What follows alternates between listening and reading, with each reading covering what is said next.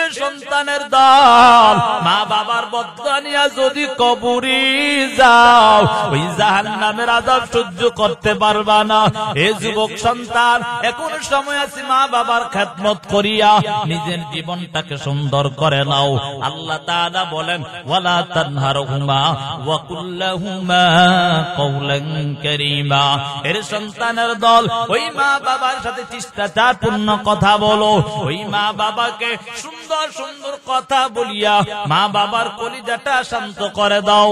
আল্লাহ তাআলা বলেন, ফালা তাকুল লাহুমা উফি ওয়ালা তানহারহুমা ওয়া কুল লাহুমা কওলান কারীমা ওয়াখফিদ লাহুমা জানাহাদ যুল্লি মিনার রাহমা। মা বাবার সামনে বিনয়ের ডানা বিছিয়ে দাও। আর ওই মা বাবার জন্য দোয়া করো, ওয়া কুর রাব্বিরহামহুমা কামা রব্বায়ানি সগীরা। ও দয়ার মালিক, দুনিয়ার জমিনে থাকা অবস্থায় আমার মা আমার বাবা কত রকম কষ্ট করিয়া আমাকে লালন পালন করেছে। ও দয়ার মালিক, আমার মা বাবা যেমন আচরণ আমাদের সাথে করেছে, ও আল্লাহ আমার মা বাবাকে তেমন তুমি ভালো রেখিও। এরে বাবা, জানো যাদের মা বাবা অন্ধকার কবরে চলে গেছে, ওই মা বাবার জন্য জুমার নামাজ আদায় করিয়া কবরের পাশে দাঁড়াইয়া ওই মা বাবার জন্য ইসার সওয়াব পাঠায়া দাও। ওই মা বাবার জন্য কোরআনের তেলাওয়াত করিয়া করিয়া তোমার মা বাবার কবরে পাঠাও। তোমার মা বাবার আত্মাটা শান্তি হয়ে যাবে। এর সন্তানের দল, অন্যায় করিস না। অন্যায় করার কারণে এই অন্যায়ের ফল কিন্তু তোমার মা বাবার কবরে যাবে। এই জন্য সাবধান হয়ে যাও। যেই মা বাবা কত কষ্ট করিয়া একটাবারও চিন্তা করলা না, যেই বাবাই রোদ্রের সময় সারাটা দিন মাঠে ময়দানে কাজ করিয়া তোমার জন্য কত রকমের কষ্টই না করলো, আজকে সেই বাবা মা বাবাকে কেমন ভাবে ভুলে গেলা। এখনো সময় আছে মা বাবার খেদমত করিয়া নিজের জীবনটাকে সুন্দর করে নাও। মা বাবা যদি অসন্তুষ্ট হয়ে যায়, মায়ার নবী হাদিসের মধ্যে জানায়া দেন, হুমা জান্নাতুকা ওয়া নারুকা। তোমার মা বাবা তোমার জন্য জান্নাত কিংবা জাহান্নাম।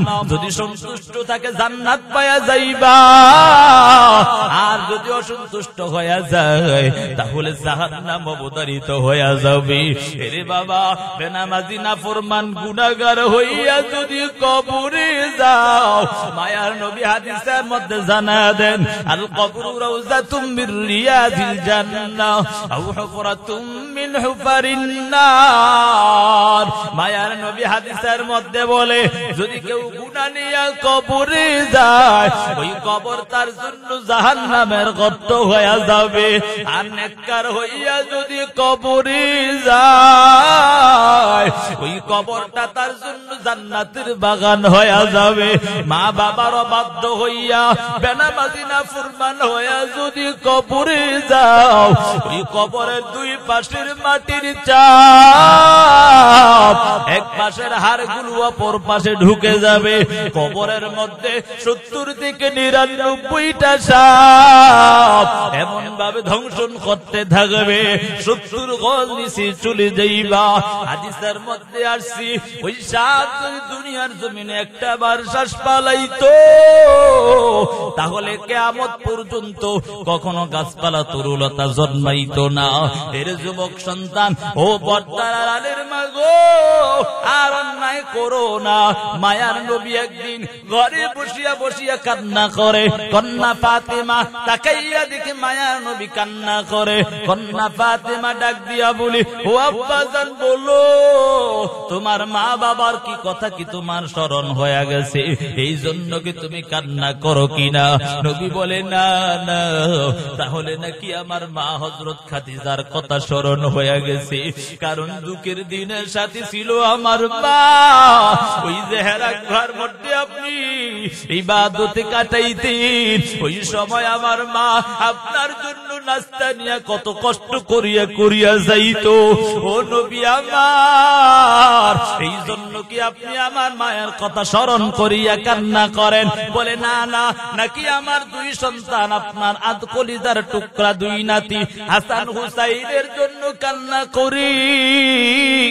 মায়ার নবী বলে না না, তাহলে কেন কান্না করেন? মায়ার নবী ডাক দিয়া বলি, হে সন্তান শুনিয়া নাও, আমি যখন আমার আল্লাহ আমাকে মিরাজের রাত্রি আল্লাহর সাথে মুলাকাত করার জন্য নিয়ে গেলেন, আল্লাহ তাআলা জান্নাত জাহান্নাম ভ্রমণ করালেন। জাহান্নামের দিকে যাওয়ার পর আমি তাকাইয়া দেখি আমার অধিকাংশ নারীর উম্মত গুলো জাহান্নামের মধ্যে দেখা যায়। আমি তাদের আযাব গুলো দেখিয়া আমি এখনো সহ্য করতে পারি না।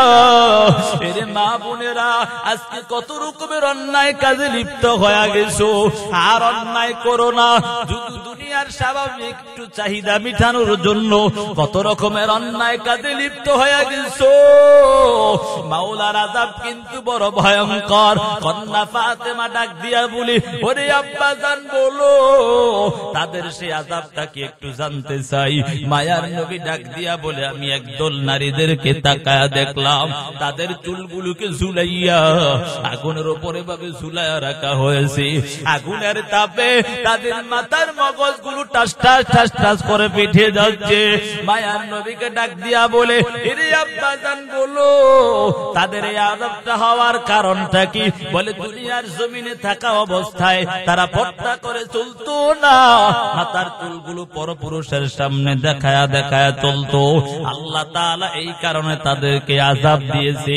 আরেক দল নারীদেরকে তাকাইয়া দেখা যায় তাদের জিহ্বার মধ্যে আগুনের বর্ষি লাগাইয়া পুরা শরীরটাকে জিহ্বার মধ্যে ওজন করে দেওয়া হয়েছে। এরে বাবা বলো তো, পুরা শরীরের মধ্যে এমন একটা অংশ যার মধ্যে কোনো হাড় নাই, এই অংশটার নাম হলো জিহ্বা। কথা বলেন ঠিক না বেঠিক? ওয়া কাযা রাব্বুকা আল্লা তা'বুদু ইল্লা ইয়্যা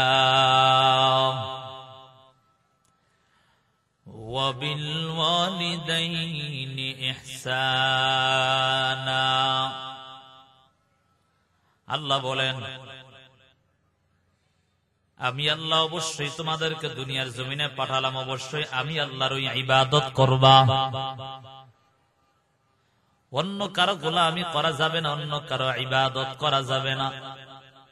আজকে তো মানুষ বুনিয়াদ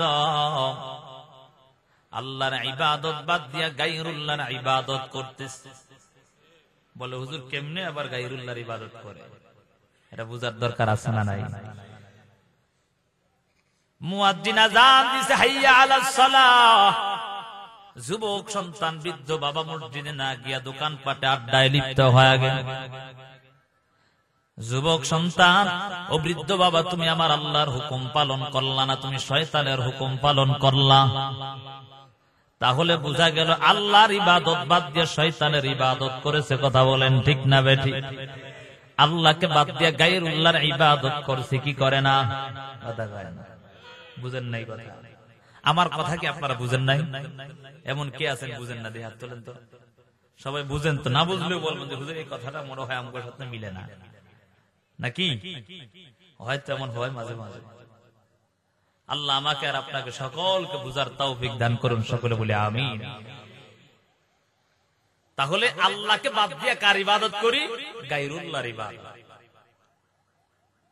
এজন্য আল্লাহ বলেন, আমি আল্লাহ পাঠালাম, দুনিয়ার জমিনে পাঠাইলাম, অতএব তুমি আমি আল্লাহর ওই ইবাদত করবা। অন্য কারো ইবাদত করা যাবে না, অন্য কারো গোলামি করা যাবে না। হে দুনিয়ার মানুষ, আজকে তাকায় দেখো আমার নবী এত দয়া করিয়া, এত মায়া করিয়া দুনিয়ার জমিনে পাঠালেন। আমার আল্লাহ একটা বারো তোমার কাছে কোনোদিনও খাবার চাই না, আমার আল্লাহ তোমার কাছে কোনোদিন উজরত চাই না। আমার মালিক আমার আল্লাহ শুধু চাই তুমি আমার আল্লাহর ইবাদতে মগ্ন হয়ে যাও। আজকে তাকাইয়া দেখো আমার রব কেমন মালিক আল্লাহ জানো। হে দুনিয়ার মানুষ, আমার আল্লাহ এমন একজন দয়ার আল্লাহ, সেই আল্লাহ এত দয়া করিয়া মায়া করিয়া আমার জিসিমটা দান করেছেন। আমার আল্লাহ এত দয়া করিয়া মায়া করিয়া আমার সুন্দর চেহারাটা দান করেছেন। আমার আল্লাহ এত দয়া করিয়া মায়া করিয়া এত সুন্দর হাত পা গুলো দান করলেন। আল্লাহ পারতেন আমার একটা হাতকে পুঙ্গ বানায়া দিতেন। কথা বলেন ঠিক না বেঠিক? আমার মালিক আল্লাহ পারত তোমার চক্ষুগুলো নষ্ট করে দিত। হে দুনিয়ার মানুষ, হে মাদারীপুরের মুসলমান, একটা বারও চিন্তা করলা না রে বাবা? আমার রব এত দয়া করিয়া মায়া করিয়া এত সুন্দর চেহারাটা দান করলেন। আল্লাহ পারতেন তোমার চক্ষুগুলো সামন দিকে দিয়া নাসিকাটা পিছনের দিকে দিতে। কথা বলেন পারতেন কি পারতেন না? এত অন্যায় করার পর, এত গুনাহ করার পর মুয়াজ্জিন আযান দিল, নামাজ না গিয়া অন্যায় করতেছো, তারপর আমার মালিক তোমার জন্য খাবার বন্ধ করে দেয় নাই, আমার মালিক অক্সিজেন বন্ধ করে দেয় নাই, সূর্যের আলো বন্ধ করে দেয় নাই। জানো হে দুনিয়ার মানুষ, আমার আল্লাহ এত দয়া করিয়া এত মায়া করিয়া দুনিয়ার জমিনে পাঠালেন। আমার আল্লাহ বলেন তুমি আমি আল্লাহকে খাওয়ানোর প্রয়োজন নাই, আমি আল্লাহকে টাকা পয়সা দেওয়ার প্রয়োজন নাই। আমি চাই ও বান্দা তুমি সারাটা দিন তোমার কাজ করবা, শুধু 5টা বেলা সময় বের করিয়া যদি আমি আল্লাহর কুদরতি পায়ে সিজদা দিতে পারো, তোমার জীবনের সব অন্যায়গুলো আমি মাফ করে দেব। সুবহানাল্লাহ। ইবাদত করব কার? কেন করব? আমাদেরকে পাঠাইছে কে? জোরে বলেন পাঠাইছে কে? আমার মালিক এত দয়া করিয়া পাঠাইছে। জানো ও দুনিয়ার মুসলমানের দল, তুমি কোনদিন আল্লাহর কাছে আরজি করো নাই ও দয়ার মালিক আমাকে দুনিয়ার জমিনে পাঠান। আমার আল্লাহ দয়া করিয়া দুনিয়ার জমিনে পাঠালেন রে বাবা। আমার আল্লাহ এত দয়া করিয়া মায়া করিয়া দুনিয়ার জমিনে পাঠাইয়া তোমাকে পরীক্ষার হল হিসাবে ছেড়ে দিয়েছে। কেমন আমল তুমি করো রে বাবা? আল্লাযী খালাকাল মাউতা ওয়াল হায়াতা লিয়াবলুয়াকুম আইয়ুকুম আহসানু আমালা। আমার মালিক আল্লাহ জানাইয়া দেন, হে দুনিয়ার উম্মতের দল, আমার আল্লাহ জানাইয়া দেন, হে দুনিয়ার মানুষের দল, শুনে নাও শুনে নাও। আল্লাযী খালাকাল মাউতা ওয়াল হায়াতা, আল্লাহ তাআলা তোমার জীবন মরণ দিয়েছেন রে বাবা, তোমাকে শুধু পরীক্ষা করে দেখবেন তুমি কেমন আমল করো, ভালো আমল করো কিনা। হে দুনিয়ার মানুষ, আজকে একটাবারও চিন্তা করো নাই? হে দুনিয়ার মানুষ, আমার রবকে কেমন করে ভুলে গেছো? আমার রব এত দয়া করিয়া মায়া করিয়া পাঠানোর পর আল্লাহকে কেমন করে ভুলে গেলা? তোমার মা বাবা তোমাকে দুনিয়ার জমিনে পাঠায় না, মাত্র মাধ্যম হয়ে জন্ম দিয়েছে।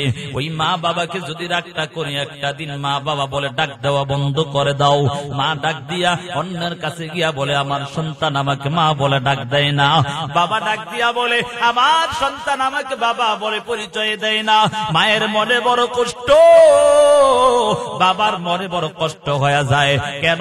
আমার সন্তানকে জন্ম দেওয়ার পর, লালন পালন করার পর আমার সন্তান আমাকে মা বলে পরিচয় দেয় না, আমার সন্তান আমাকে বাবা বলে পরিচয় দেয় না।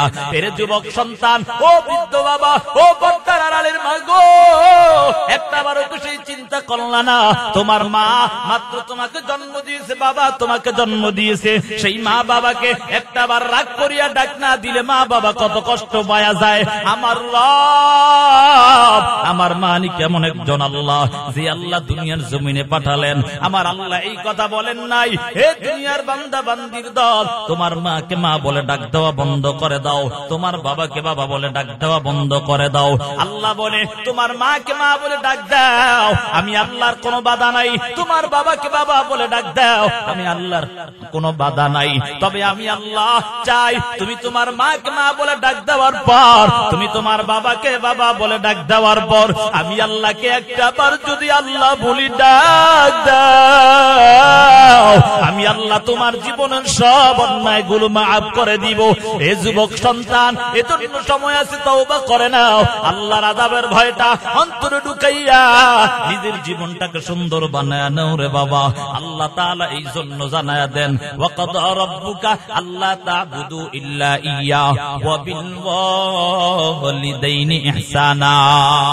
এ সন্তানের দল, শুনিয়া নাও, 1 নাম্বার হক হলো আল্লাহর ইবাদত করবা। আজকে তাকাইয়া দেখো, এ দুনিয়ার মানুষ, আমাদের মধ্যে মাওলার ইবাদত নাই। আমাদের মধ্যে মাওলার ইবাদতের কমতি হয়ে গেল। অথচ তাকাইয়া দেখো আগের জামানার আল্লাহ ওয়ালাদের ইতিহাস যদি লক্ষ্য করে তাকায়া দেখো, তাদের জীবনে শুধু ইবাদত আর ইবাদত। তারা খাবার দাবার বন্ধ করে দিয়েছে, বিবি বাল বাচ্চা সব ছাড়িয়া শুধু মাওলাকে পাওয়ার জন্য পাগল। ও যুবক সন্তান, আজকে আমার রবকে কেমন করে ভুলে গেলি?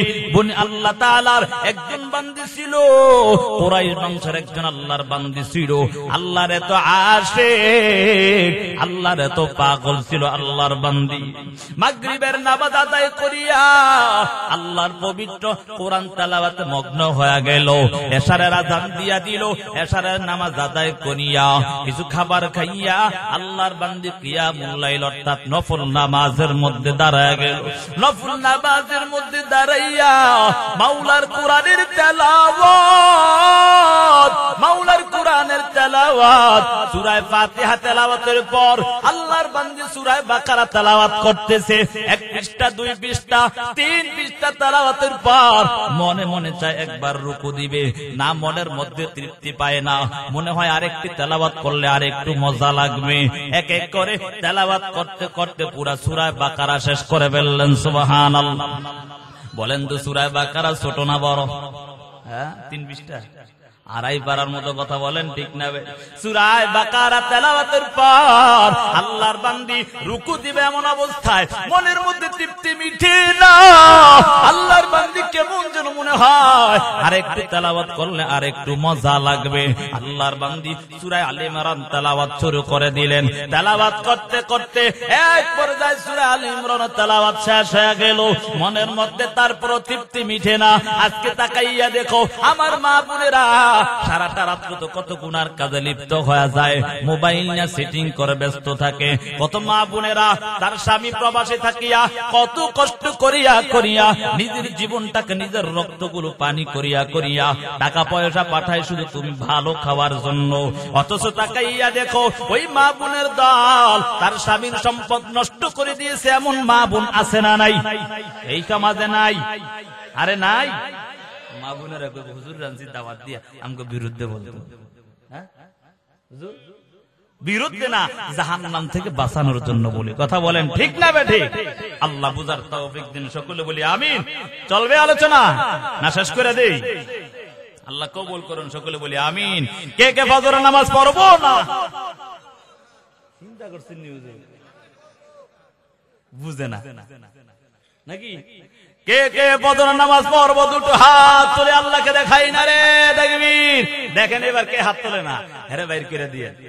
এবার দেখেন হাত তুলেন, হাত তুলেন, হাত তুলেন, ভালো করে ওয়াদা করেন আল্লাহর কাছে। কোন চাচা কে হাত তোলে না? দেখেন তো কার পাশে কে হাত তোলে না। এবার বুঝাও না। আল্লাহ কবুল করেন। সকলে বলি আমিন। কেন হাত তোলাইছি জানেন? এটা ভুলে গেছি। আমার উস্তাদের নির্দেশ, বয়ানের শুরুতে আগে ওয়াদা করেন। আসরের ময়দানে যাওয়ার পর যদি আল্লাহ ডাক দেয়া বলে, বক্তা সাহেব তোমার শ্রোতা নামাজ পড়ে না, আগে তুমি পিঠা খাও, আল্লাহর কাছে কি জবাব দিব? নিজের পিঠা খাইয়ে কুলাইতাম না, আপনার পিঠা খাবে কে আবার নাকি?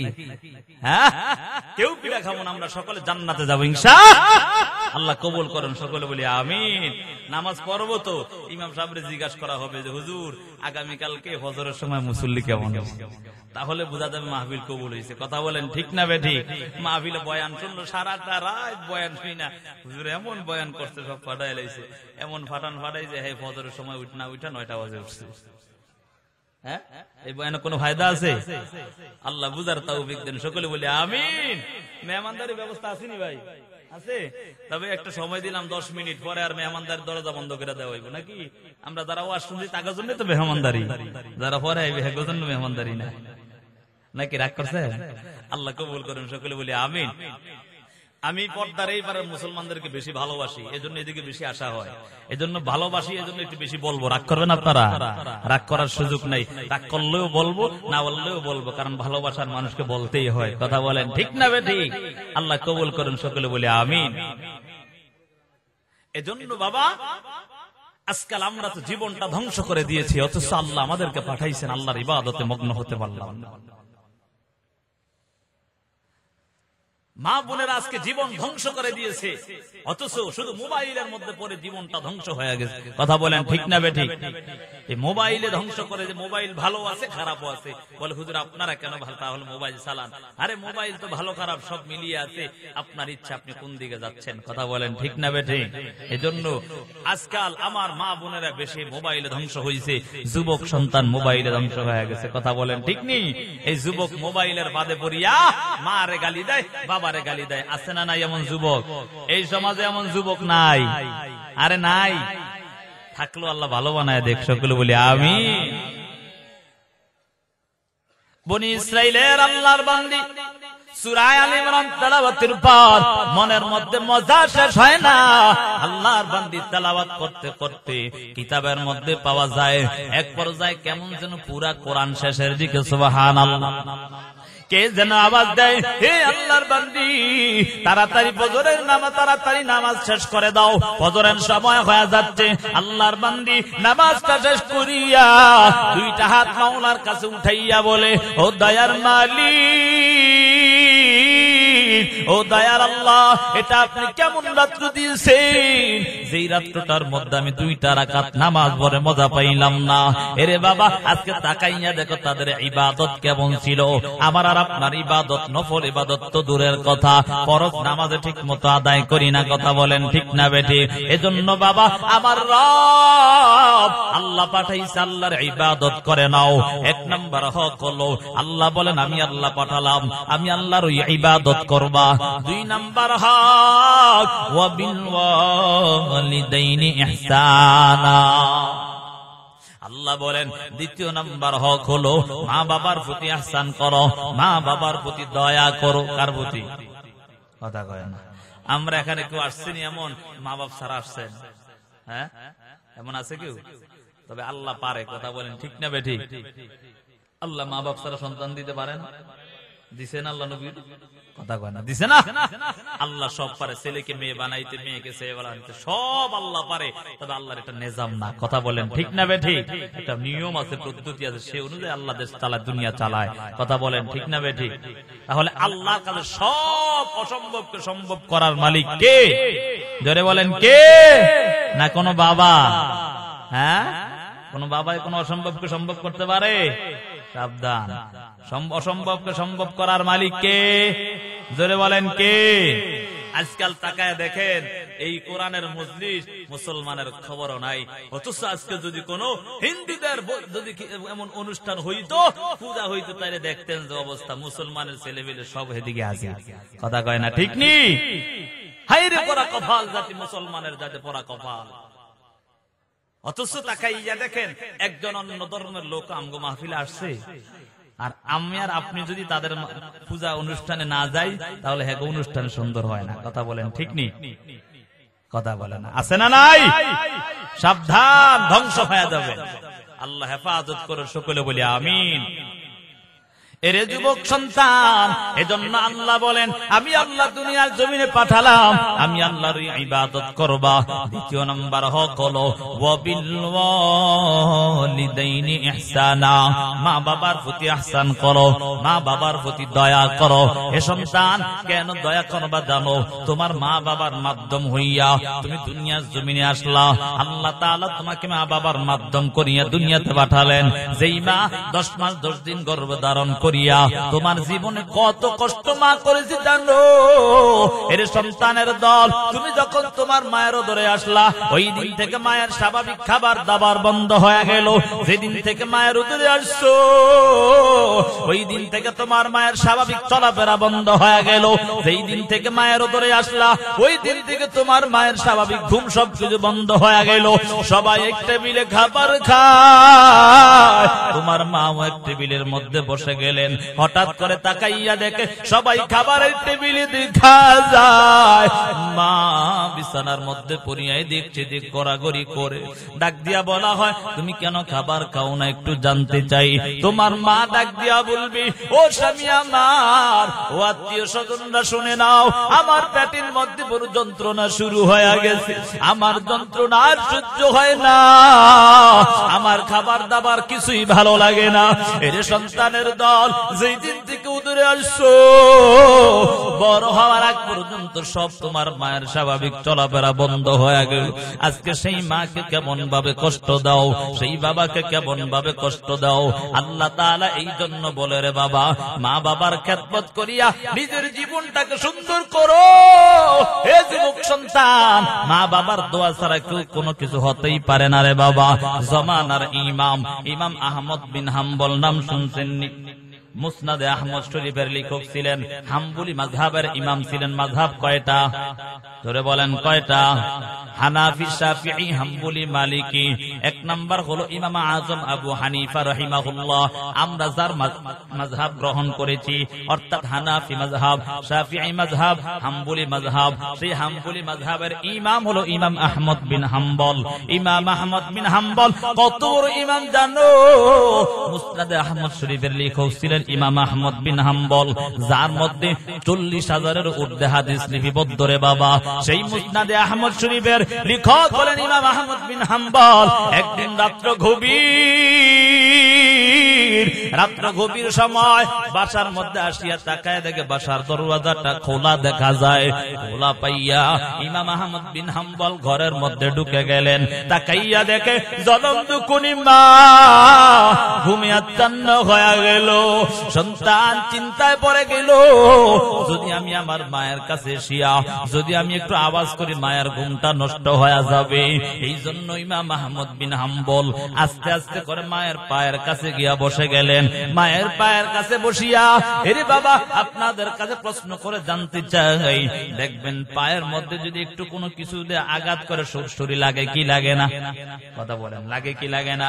ইমাম আহমদ বিন হাম্বল আস্তে আস্তে মায়ের পায়ের কাছে বসিয়া দুইটা ঠোঁট লাগাইয়া মায়ের পায়ে চুমু খায়। কয়েকবার চুমু খাওয়ার পর মা ঘুম থেকে জাগ্রত হয়ে যায়। তাকাইয়া দেখে জমানার বড় ইমাম আহমদ বিন হাম্বল মায়ের পায়ে চুমু খায়। মা চিল্লায়া বলে, এর সন্তান, আমার কপালটা পুড়ে গেছি, আমার কপাল নষ্ট হয়ে গেছি।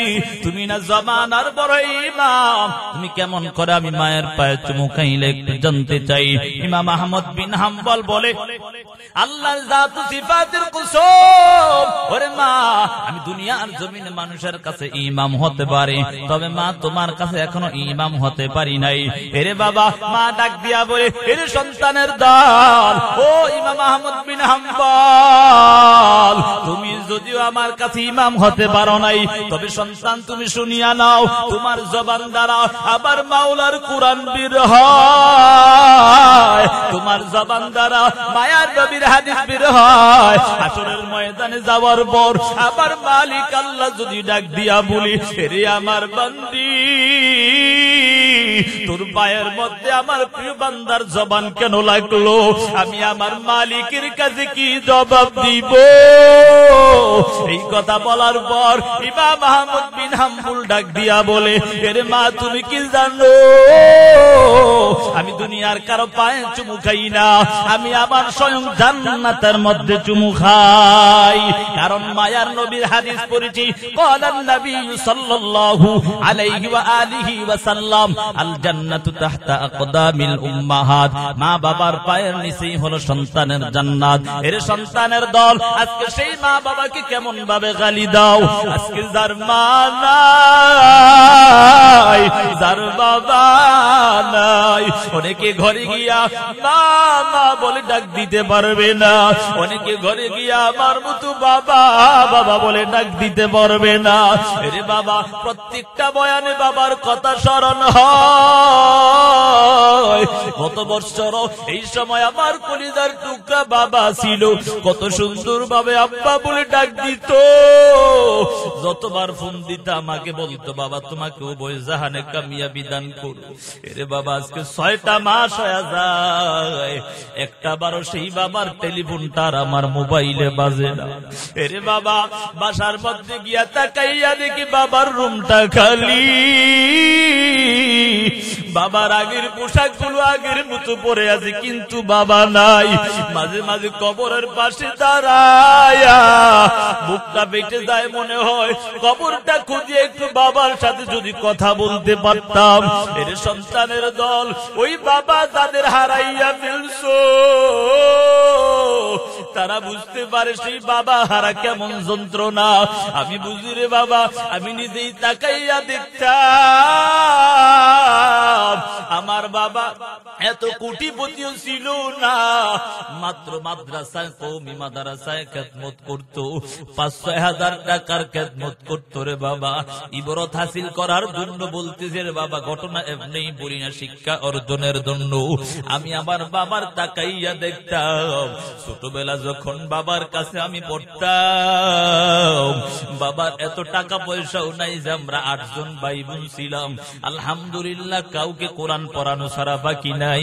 আমি তাকাইয়া দেখতাম মাদ্রাসার অফিসের মধ্যে পরামর্শ হইতো, সব উলামায়ে কেরামরা মিলিয়া পরামর্শের পর সবাইকে নাস্তা দিত, সবাই নাস্তাগুলো খেয়ে ফেলতো, কিন্তু আমার জনম দুকুনি বাবা ওই নাস্তাটা খাইতো না, পকেটের মধ্যে করিয়া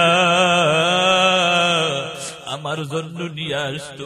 আমি মাঝে মাঝে ডাক দিয়া বলতাম, আব্বাজান তুমি কেন নাস্তাটা খাও না বলো।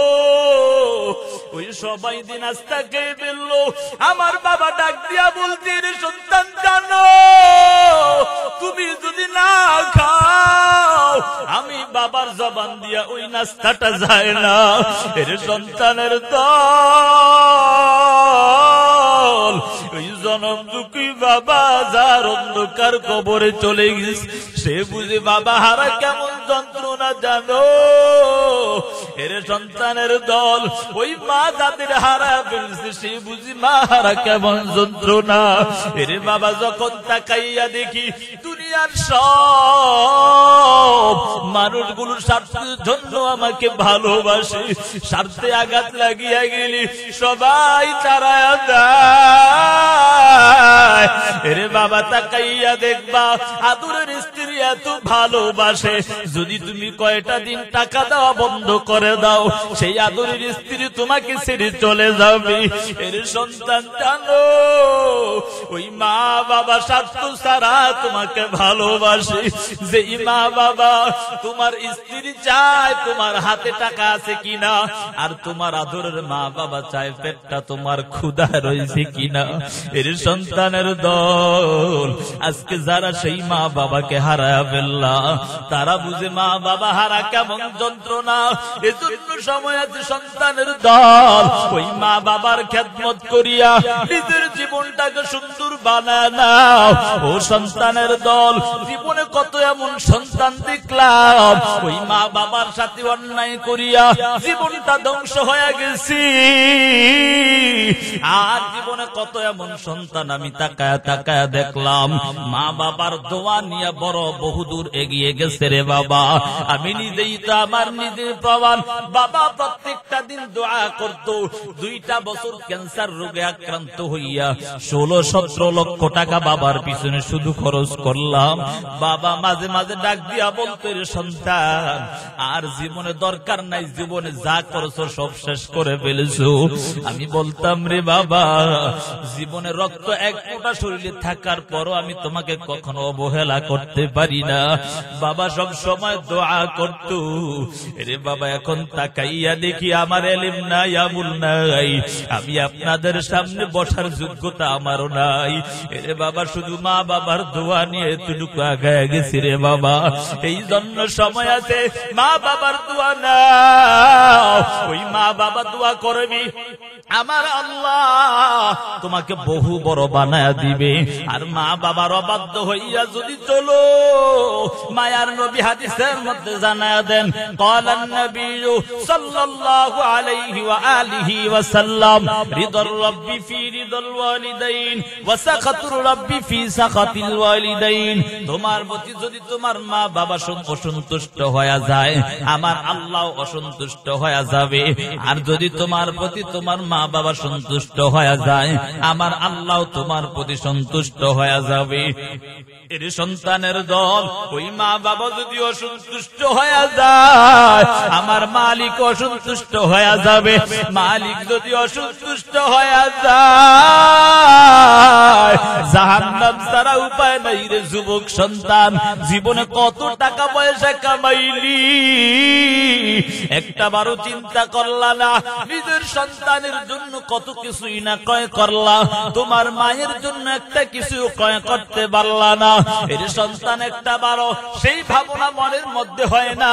তোমার সন্তানের জন্য তোমার যেমন মায়া লাগে, তোমার সন্তানকে যেমন তুমি ছোটবেলায় তুমি খুব আদর করে খাওয়াইছো, তোমার মা বাবাও কিন্তু নিজে না খাইয়া এর সন্তান তোমাকে খাওয়াইছে। আজকে সেই মা বাবাকে কেমন ভাবে কষ্ট দাও। যেই মা 10 মাস 10 দিন গর্ভে ধারণ করিয়া কত কষ্ট স্বীকার করেছে জানো। এর সন্তানের দল দুনিয়ার জমিনে ভূমিষ্ঠ হওয়ার পর মা তাকাইয়া দেখে সবাই ঘুমন্ত। রাত্র যত গভীর হয় সবাই ঘুমায়া যায়, কিন্তু জনম দুঃখনী মা ঘুমায় না। তাকাইয়া দেখে তুমি একটা বিছানা নষ্ট করে দিয়েছো, তোমার মা আরেকটা বিছানা পরিবর্তন করে দেয়। আবার কিছুক্ষণ পর তাকায়া দেখে আরেকটা বিছানাও নষ্ট করে দিলা। এর সন্তানের দল তোমার মা আবার ওই বিছানাটা পরিষ্কার করে দিল। এমন করতে করতে যত ভালো বিছানাগুলো ছিল সব নষ্ট করে দিয়েছো। এর সন্তানের দল মা চিন্তায় পড়ে গেল, এখন তো আর বিছানা নাই। আমার সন্তান যদি ময়লা জায়গায় ঘুমায় তাহলে আমার সন্তান অসুস্থ হয়ে যাবে। মা কোন কুল কিনারা না পাইয়া নিজের আঁচলটা বিছাইয়া সন্তানকে নিয়ে ঘুমায়। কিছুক্ষণ পর তাকাইয়া দেখে নিজের আঁচলটাও নষ্ট করে দিয়েছি। মা কুল কিনারা না পাইয়া মা ময়লা জায়গায় ঘুমাইয়া এর সন্তান তোমাকে মায়ের ভালো জায়গায় শোয়া দিল। কিছুক্ষণ পর তাকাইয়া দেখি ওই ভালো জায়গাটাও নষ্ট করে দিয়েছো। ওই অবস্থার মধ্যে মা কোন কুল কিনারা না পাইয়া সন্তান তোমাকে বুকে জড়াইয়া ঘুমায়।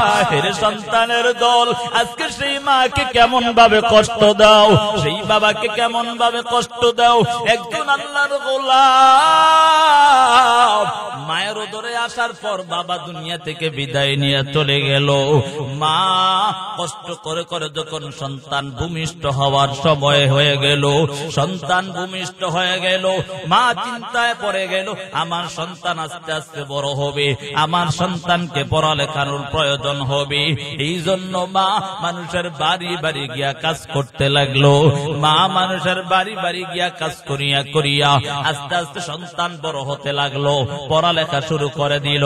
এক পর্যায়ে পড়ালেখা সে শুরু করতে করতে শেষ পর্যায়ে চলে গেল। মা শুধু মানুষের বাড়ি কাজ করিয়া করিয়া সন্তান ভালো শিক্ষিত হবে, এই জন্য সন্তান ওই মা সন্তানের জন্য কত রকমের কষ্টই না করলো। সন্তান একদিন শিক্ষিত হইয়া মাকে ডাক দিয়া বলি, রে মা আমি তো গ্রামের মধ্যে থাকলে ভালো কোনো চাকরি পাবো না, আমি যদি শহরে যাই তাহলে আমি ভালো চাকরি পেয়ে যাব। ওরে মা তুমি যদি অনুমতি দাও তাহলে আমি শহরে গিয়া ভালো একটা চাকরি করে নিব। মা বলে, সন্তান তোমার যা কিছু যেমনে ভালো হয় তুমি করিয়া নাও। সন্তান গিয়া বড় চাকরিজীবী হয়ে যায়, কিন্তু কপাল পরা সন্তান ওই জনম দুকুনি মাকে ভুলে যায়। একদিন, 2 দিন, 3 দিন, বছরকে বছর ওই মাকে ভুলিয়া সন্তান নিজের মতো জীবন পরিচালনা করতেছে। মা কান্না করে আর বলি, ও দয়ার মালিক, ও দয়ার আল্লাহ, এই দুনিয়ার জমিনে আমার স্বামী নাই, একটা মাত্র সম্পদ আমার সন্তান। আজকে স্বামীও হারাইলাম, সন্তানও হারায়া ফেললাম, কোথায় যেন সন্তান চলে গেল। ও আল্লাহ সন্তানের ব্যবস্থাটা করে দাও। মা কান্না করে করে, এরে বাবা মায়ের চোখের মধ্যে আশের মতো হয়ে গেল, চোখ কেমন যেন অন্ধকার অন্ধকার দেখে। মা যাকে পায় তাকে প্রশ্ন করে, এরে বাবা বলো আমার সন্তানকে কোথায় কি দেখাবি না দিছে কিনা। একদিন একজন আল্লাহর গোলাম মাকে ডাক দিয়া বলি, এরে মা শুনো, তোমার সন্তান অমুক শহরের মধ্যে থাকে। মা কষ্ট করিয়া করিয়া ওই সন্তানের খুঁজি বের হইয়া গেল। সন্তানকে খুঁজিয়া বের করার জন্য যখন সন্তানের খুঁজে বের হলো, ওই সন্তানকে পায় না। হঠাৎ করে একজন আল্লাহর গোলামকে ডাক দিয়া বলে, এরে বাবা বলো, অমুক নামে এলাকার মধ্যে কোন সার আছে কিনা? এখন তো বড় সার হয়ে গেছে, কথা বলেন ঠিক নেই। মা ডাক দিয়া বলে, অমুক নামে এখানে কোন সার আছে কিনা বলো। দুই আল্লাহর গোলাম ডাক দিয়া বলে, এরে মা এখন তো রাত্র হয়ে গেছে, ওই যে দেখো ওই যে সুন্দর একটা বিল্ডিং দেখা যায়, ওই বিল্ডিং থেকে সকাল 10টা বাজে দেখবেন ওই সন্তান এবং তার স্ত্রী মিলিয়া অফিস করার জন্য যায়। মা চিন্তায় পড়ে গেল, আমার সন্তান বিবাহ করে ফেলল, আমি একটু জানলাম না। মা কেমন যেন একটু কষ্ট পাইয়া কান্না করে, তারপর মা বদদুয়া দেয় না। সন্তানের খোঁজে মা একটু আনন্দ কান্না করতেছে, ও আল্লাহ আমার সন্তানকে আজকে পেয়ে যাব। মা সকাল 10টা বেজে গেল, মা সন্তানের জন্য গেটের সামনে দাঁড়ায়। গেটের সামনে দাঁড়ানোর পর ওই কপাল পোড়া সন্তান বের হইয়া তাকাইয়া দেখে জনম দুখুনি মা গেটের সামনে দাঁড়ায় আছে। মা ডাক দিয়া বলি, এরে সন্তান তুমি কেমন করে আমাকে ভুলে রইছো? এই কথা বলার পর ওই মা যখন ডাক দিয়া সন্তানকে বলে, সন্তান কেমন করে তুমি আমাকে ভুলে রইল? ওই কপাল পোড়া সন্তান বলে, এটা আমার মা না, কোথায় থেকে যেন পাগল, এটা আমার মা হতে পারে না। মা ডাক দিয়া বলে, এর সন্তান তুমি জানো এই দুনিয়ার জমিনে সবার চক্ষু তুমি ফাঁকি দিতে পারো, কিন্তু মা বাবার চক্ষু ফাঁকি দিতে পারো না। তুমি কি জানো না, তুমি যখন আমার উদরে আসলা ওই দিন থেকে তোমার বাবা দুনিয়া থেকে বিদায় নিয়ে গেল। এর সন্তান কত কষ্ট করিয়া মানুষের বাড়ি কাজ করিয়া করিয়া পড়ালেখা করাইলাম, নিজ না খাইয়া এর সন্তান তোমাকে খাওয়াইলাম। ওই কপাল পোড়া সন্তান ওই মাকে তারপর অস্বীকার করে, মাকে স্বীকার নেয় না। মা তাকাইয়া দেখি আবার সন্তান আমাকে ডাক দিবে না। মা তাড়াতাড়ি গিয়া সন্তানের পায়ে জড়াইয়া ধরি। ওই কপাল পোড়া সন্তান মাকে লাথি দিয়া জমিনের মধ্যে পালায়া যায়।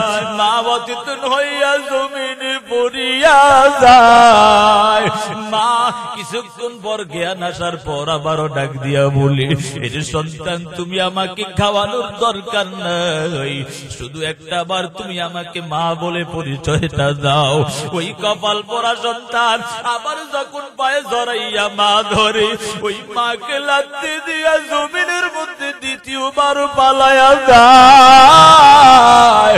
এমন অবস্থা হয়ে গেল, মা কেমন যেন আঘাত পাইয়া জখম পুরা শরীরে হয়ে গেল। ওই আদরের বধূ তাকাইয়া দেখতেছে বৃদ্ধ মাটা কেমন আঘাত করতেছে। আদরের বধূ ডাক দিয়া বলি, এর স্বামী আমার, যদিও তোমার মা না হয় তারপরও একটা মানুষকে এমন নির্যাতন করা যায় না। তুমি আজকে অফিস করো, আমি করব না। এরে বাবা, মা বাবা যে কেমন সম্পদ সেটা বুঝানোর জন্য বাবা ঘটনাটা টানতেছি। আল্লাহর বান্দি অচেতন হইয়া যখন জমিনের মধ্যে পড়ে রয়, ওই আদরের পুত্রবধূ তার স্বামীকে ডাক দিয়া বলে, স্বামী আমার, আমি আজকে অফিস করব না, তুমি অফিসে চলে যাও। আল্লাহর বান্দি ওই যে বৃদ্ধ মাটাকে নিয়ে উঠাইয়া গোসল করাইয়া ডাক দিয়া বলে, রে মা বলো আসলে কি এটা তোমার সন্তান কিনা? ওই মা ডাক দিয়া বলে, চিন্তায় পড়ে গেল, এখন যদি আমার সন্তান আমাকে অস্বীকার করলো, এখন যদি আমি তার সামনে বলি এটাই আমার সন্তান, তাহলে মনে হয় আমার সন্তানটাকে ছাড়িয়াই মাটা চলে যাবে। মা তারপরেও ওই সন্তানকে বদদুয়া দেয় না। মা ডাক দিয়া পুত্রবধূকে ডাক দিয়া বলে, রে মা বলো তুমি কি আমার সন্তানটাকে ছেড়ে চলে যাইবা কিনা? তুমি আমার সন্তানটাকে মায়েরটাকে ছেড়ে এখান থেকে যেও না। এরে বাবা তাকাইয়া দেখো মায়ের উপর এত নির্যাতনের পর তারপরও মা সন্তানের খারাপ চায় না। এরে বাবা এই জন্য আমার মালিক আল্লাহ ডাক দিয়া বলে ওয়াবিল ওয়ালিদাইনি ইহসানা, মা বাবার প্রতি ইহসান করো, মা বাবার প্রতি দয়া করো। মা বাবার প্রতি দয়া করিয়া নিজের জীবনটাও সুন্দর বানায় নাও। মা বাবার প্রতি যদি দয়া করো আমার আল্লাহ খুশি হয়ে যাবে। এরে বাবা ওই মা বাবা কেমন দামি সম্পদ, এই জন্য তোমার সন্তানের জন্য তুমি দুইটা জিনিস করলা। তোমার মায়ের জন্য কিছু করে নাও। তোমার মাকে এমন ভাবে খালি ফিরাইয়া দিও না।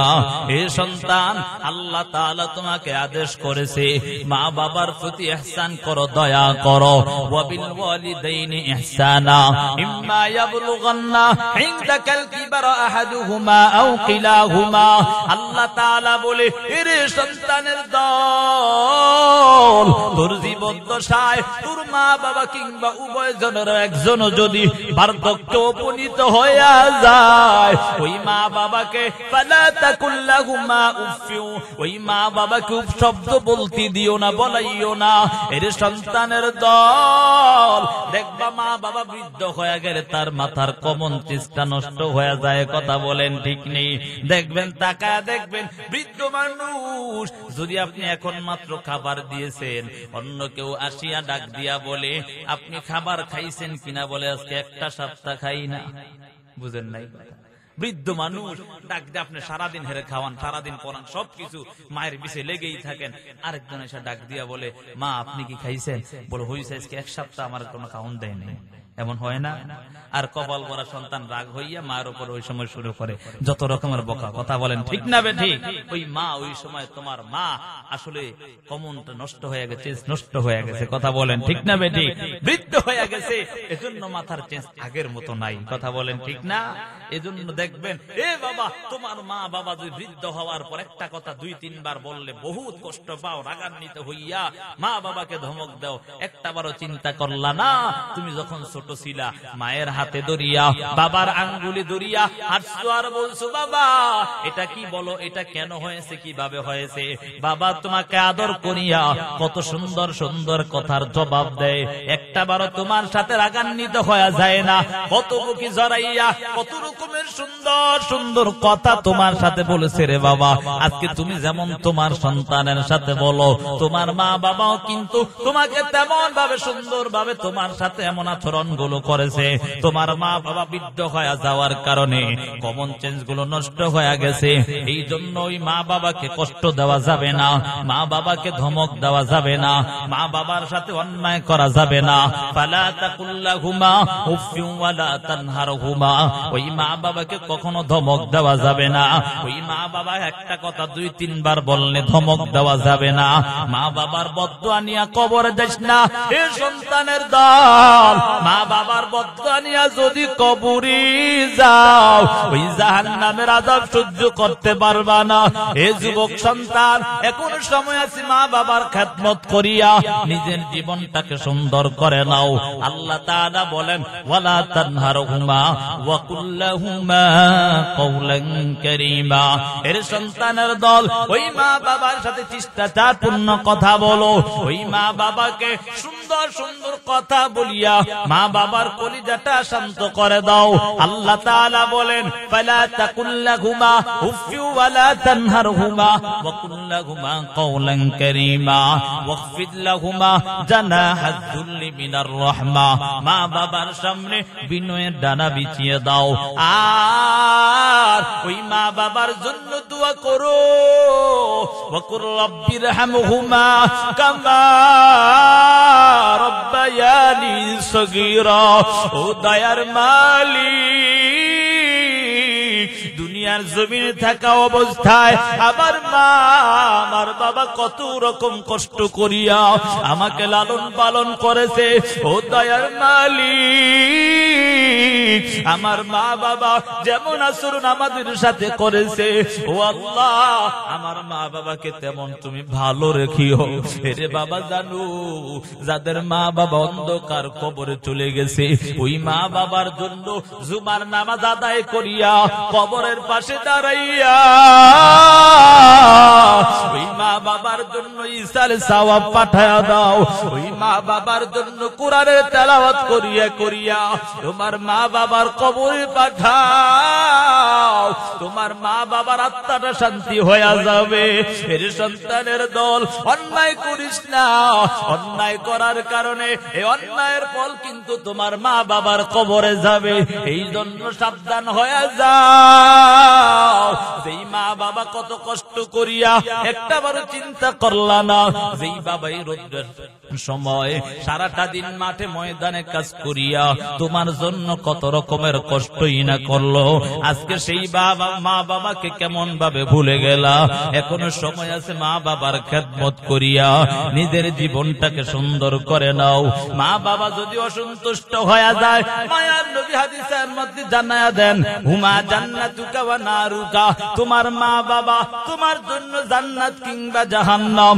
যদি সন্তুষ্ট থাকে জান্নাত পায়া যাইবা, আর যদি অসন্তুষ্ট হয়ে যায় তাহলে জাহান্নাম অবধারিত হয়ে যাবে। এরে বাবা, বেনামাজি নাফরমান গুনাহগার হইয়া যদি কবরে যাও, মায়ার নবী হাদিসের মধ্যে জানায়া দেন, আল কবরু রাউযাতুম মির রিয়াদিল জান্নাহ আও হুফরাতুম মিন হুফারিন নার। মায়ার নবী হাদিসের মধ্যে বলে, যদি কেউ গুনাহ নিয়ে কবরে যায়, ওই কবর তার জন্য জাহান্নামের গর্ত হয়ে যাবে। আর নেককার হইয়া যদি কবরে যায়, ওই কবরটা তার জন্য জান্নাতের বাগান হয়ে যাবে। মা বাবার অবাধ্য হইয়া বেনামাজি নাফরমান হইয়া যদি কবরে যাও, ওই কবরের দুই পাশের মাটির চাপ, এক পাশের হাড়গুলো অপর পাশে ঢুকে যাবে। কবরের মধ্যে 70 থেকে 99টা সাপ এমন ভাবে ধ্বংসন করতে থাকবে, 70 গজ নিচে চলে যাইবা। হাদিসের মধ্যে আসছি, ওই সাপ যদি দুনিয়ার জমিনে একটা বার শ্বাস পালাইতো, তাহলে কিয়ামত পর্যন্ত কখনো গাছপালা তরুলতা জন্মাইতো না। এর যুবক সন্তান, ও পর্দার আড়ালের মা গো, আর অন্যায় করো না। মায়ার নবী একদিন ঘরে বসিয়া বসিয়া কান্না করে। কন্যা ফাতেমা তাকাইয়া দেখে মায়ার নবী কান্না করে। কন্যা ফাতেমা ডাক দিয়া বলি, ও আব্বাজান বলো, তোমার মা বাবার কি কথা কি তোমার স্মরণ হয়ে গেছে? এই জন্য কি তুমি কান্না করো কিনা? নবী বলে, না না, তাহলে নাকি আমার মা হযরত খাদিজার কথা স্মরণ হয়ে গেছে। কারণ দুঃখের দিনের সাথে ছিল আমার মা। ওই যে হেরা ঘর মধ্যে আপনি ইবাদতে কাটাইতেন, ওই সময় আমার মা আপনার জন্য নাস্তা নিয়ে কত কষ্ট করিয়া করিয়া যাইতো। ও নবী আমার, এই জন্য কি আপনি আমার মায়ের কথা স্মরণ করিয়া কান্না করেন? বলে, না না, নাকি আমার দুই সন্তান আপনার আদ কলিজার টুকরা দুই নাতি হাসান হুসাইনের জন্য কান্না করি? মায়ার নবী বলে, না না, তাহলে কেন কান্না করেন? মায়ার নবী ডাক দিয়া বলি, হে সন্তান শুনিয়া নাও, আমি যখন আমার আল্লাহ আমাকে মিরাজের রাত্রি আল্লাহর সাথে মুলাকাত করার জন্য নিয়ে গেলেন, আল্লাহ তাআলা জান্নাত জাহান্নাম ভ্রমণ করালেন। জাহান্নামের দিকে যাওয়ার পর আমি তাকাইয়া দেখি আমার অধিকাংশ নারীর উম্মত গুলো জাহান্নামের মধ্যে দেখা যায়। আমি তাদের আযাব গুলো দেখিয়া আমি এখনো সহ্য করতে পারি না। এরে মা বোনেরা, আজকে কত রকমের অন্যায় কাজে লিপ্ত হয়ে গেছো। আর অন্যায় করো না। যদি দুনিয়া দুনিয়ার স্বাভাবিক একটু চাহিদা মিটানোর জন্য কত রকমের অন্যায় কাজে লিপ্ত হয়ে গেছো। মাওলার আযাব কিন্তু বড় ভয়ঙ্কর। কন্যা ফাতেমা ডাক দিয়া বলি, ওরে আব্বাজান বলো, তাদের সেই আযাবটা কি একটু জানতে চাই। মায়ার নবী ডাক দিয়া বলে, আমি একদল নারীদেরকে তাকায়া দেখলাম, তাদের চুলগুলোকে ঝুলাইয়া আগুনের উপরে ভাবে ঝুলাইয়া রাখা হয়েছে। আগুনের তাপে তাদের মাথার মগজগুলো টাস টাস টাস টাস করে পিঠে যাচ্ছে। মায়ার নবীকে ডাক দিয়া বলে, এরে আব্বাজান বলো, তাদের এই আযাবটা হওয়ার কারণটা কি? বলে, দুনিয়ার জমিনে থাকা অবস্থায় তারা পর্দা করে চলতো না, মাথার চুলগুলো পরপুরুষের সামনে দেখায়া দেখায়া চলতো। আল্লাহ তাআলা এই কারণে তাদেরকে আযাব দিয়েছে। আরেক দল নারীদেরকে তাকাইয়া দেখা যায়, তাদের জিহ্বার মধ্যে আগুনের বর্ষি লাগাইয়া পুরা শরীরটাকে জিহ্বার মধ্যে ওজন করে দেওয়া হয়েছে। এরে বাবা বলো তো, পুরা শরীরের মধ্যে এমন একটা অংশ যার মধ্যে কোনো হাড় নাই, এই অংশটার নাম হলো জিহ্বা। কথা বলেন ঠিক না বেঠিক? যেই জিহ্বার মধ্যে মাঝে মাঝে যদি দুই তাঁতের চাবানি পরে কত রকম কষ্ট হয়, ঠিক মতো খাবারও খাওয়া যায় না। ওই জিহ্বার মধ্যে আগুনের বর্ষি লাগায়া ওই জাহান্নামের মধ্যে যখন ঝুলায়া রাখা হবে, কন্যা ফাতেমা ডাক দিয়া বলি, এরে আব্বাজান বলো, তাদের এই আযাবটা হওয়ার কারণটা কি? নবী আমার ডাক দিয়া বলি, এরে কন্যা শুনিয়া নাও, তার এই আযাবটা হওয়ার কারণ হলো তারা দুনিয়ার জমিনে জবানকে হেফাজত করত না। জবান তারা গীবত শাকায়াত করত, পরনিন্দা করত। এই জবান দ্বারা মানুষ নাশুকরি করত, স্বামীর সাথে কষ্ট দিত, স্বামীকে ব্যবহার ভালো করত না, স্বামীর সাথে ব্যবহার ভালো করত না। জবান দ্বারা নিজের কথা দ্বারা অন্যকে আঘাত করত। মায়ার নবী অপর হাদিসের মধ্যে জানা দেন, মাইয়াজমানলি মা বাইনা লিহিয়াইহি ওয়া মা বাইনা রিজলাইহি আজমানা লাহুল জান্নাহ। মায়ার নবী হাদিসের মধ্যে বলে, যারা দুই চোয়ালের মধ্যবর্তী স্থান জবানকে হেফাজত করবে, দুই অরুর মধ্যবর্তী স্থান অর্থাৎ যারা লজ্জাস্থানকে হেফাজত করবে, আমার নবী স্বয়ং তাদের জান্নাতে যাওয়ার জিম্মাদার হয়ে যাবে। এরে বাবা, এই জন্য সময় আছে, মায়ার নবীর কথা শুনিয়া নিজের জীবনটাকে সুন্দর বানায় নাও। আজকে তো যুবক সন্তান নবীর আদর্শ ছেড়ে দিয়েছো, আজকে তো যুবক সন্তান নবীর আদর্শ ছেড়ে দিয়া নেসির আর বেঈমানের ভালোবাসা অর্জন করেছো। ওই মেসি আর নেইমার তোমাকে কবরে জান্নাতে নিবে না, তোমাকে জাহান্নামে নিয়ে যাবে, কারণ ওই তারাও বেঈমান। তুমি যদি তাদের আদর্শ গ্রহণ করো, তাদের সাথে জাহান্নামে যেতে হবে।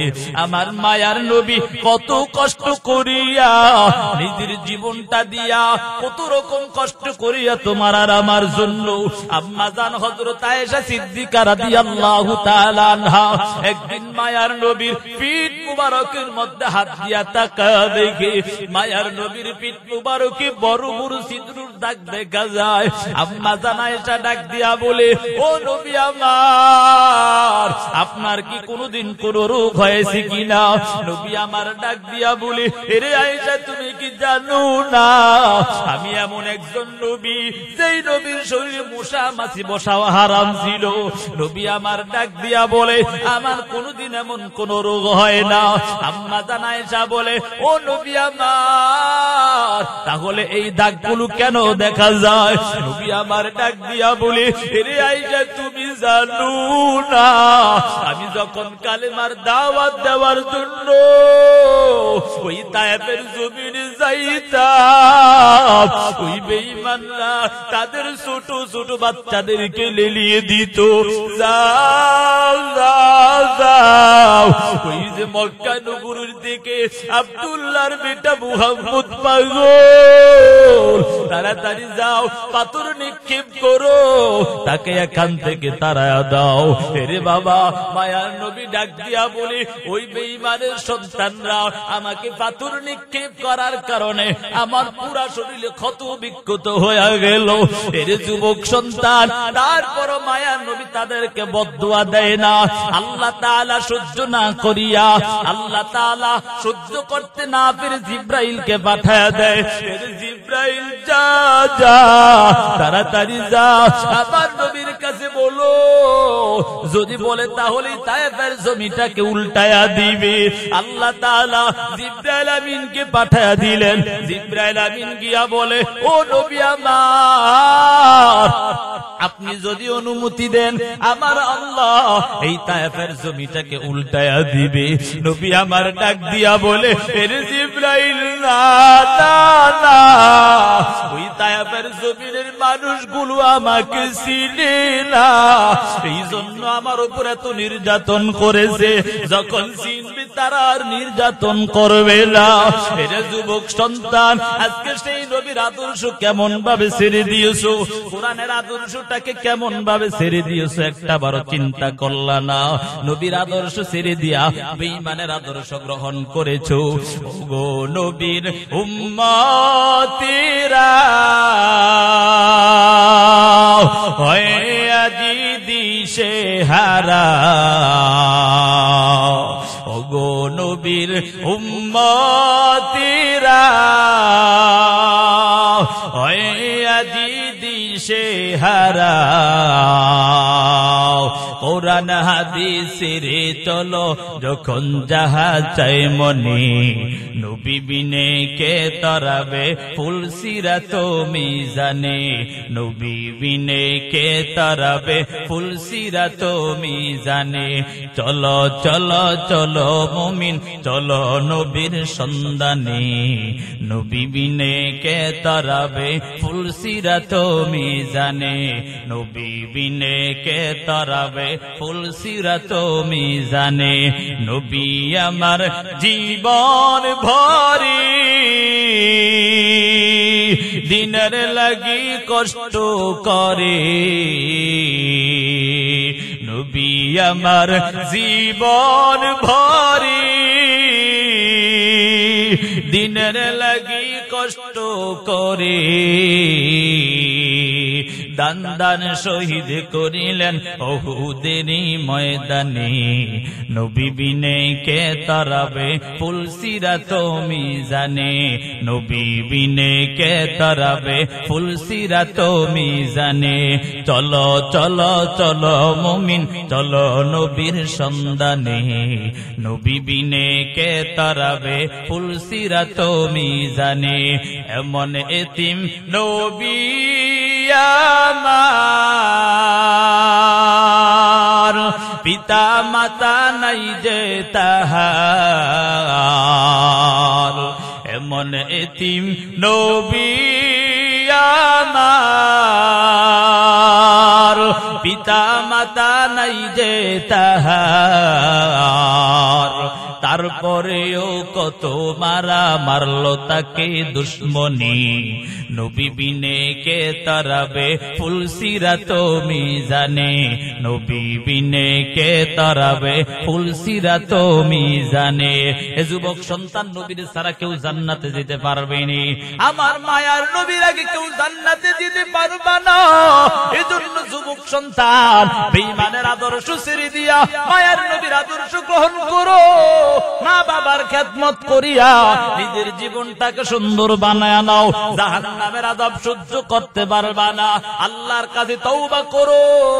ও দয়ার মালিক, জীবনে যত অন্যায় করেছি আর অন্যায় করব না, আর নামাজ ছাড়ব না, আর মা বাবাকে কষ্ট দিব না, মুরব্বীদের সাথে বেয়াদবি করব না। যেই গুনাহ করেছো এখন থেকে সেই গুনাহটা ছেড়ে দাও। ওই তওবার উপর মজবুত হয়ে চলার তৌফিক দাও। আর জীবনে গুনাহ করবা না। যদি খাঁটি নিয়ত হয় দুটো হাত আমার আল্লাহকে দেখায়া দাও। ও আল্লাহ কবুল করে নেন। ও দয়ার মালিক, জাহান্নামের আযাব থেকে হেফাজত করেন আল্লাহ। কলিজার টুকরা যুবকদেরকে আপনি কবুল করে নিন। ও আল্লাহ, মাহফিলকে কবুল করেন আল্লাহ। তওবার উপর মজবুত হয়ে চলার তৌফিক দান করেন আল্লাহ। 5 ওয়াক্ত নামাজ বা জামাত আদায় করার তৌফিক দাও। ও আল্লাহ,